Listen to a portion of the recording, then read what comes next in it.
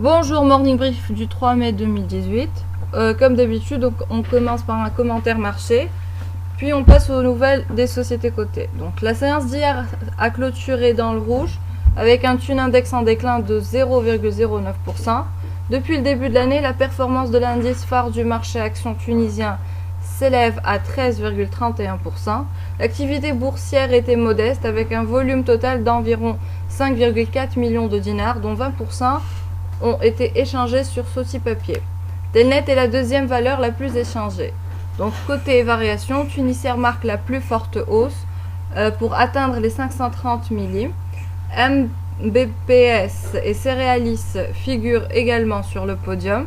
En bas d'échelle, nous citons Sopat qui cède 5,82%, suivi par Tawasul qui perd 3,7% et Servicom qui recule de 3,25%.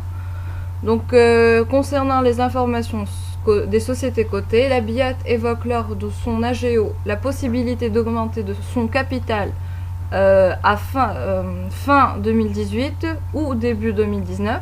Nous pensons que le renforcement des capitaux est devenu de plus en plus inévitable au vu de l'entrée en vigueur en 2018 du risque marché et la circulaire liée aux engagements avec les parties liées, plafonné à 0,25 fois les fonds propres contre 0,66 fois actuellement pour la BIAT.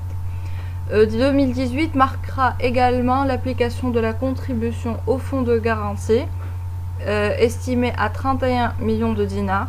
D'après nos calculs, les ratios de capital de BIAT seraient en 2018 légèrement en dessus des ratios réglementaires.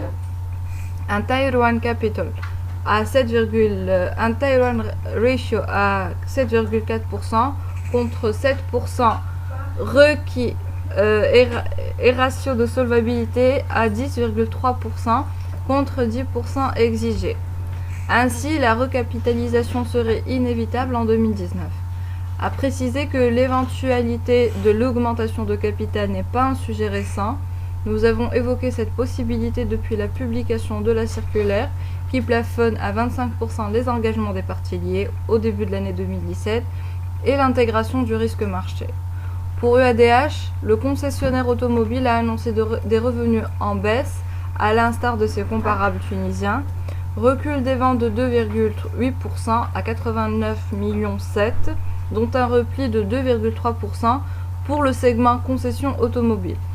Les réalisations du groupe en termes de première immatriculation à fin mars 2018 sont de 1500 véhicules légers et 99 véhicules industriels.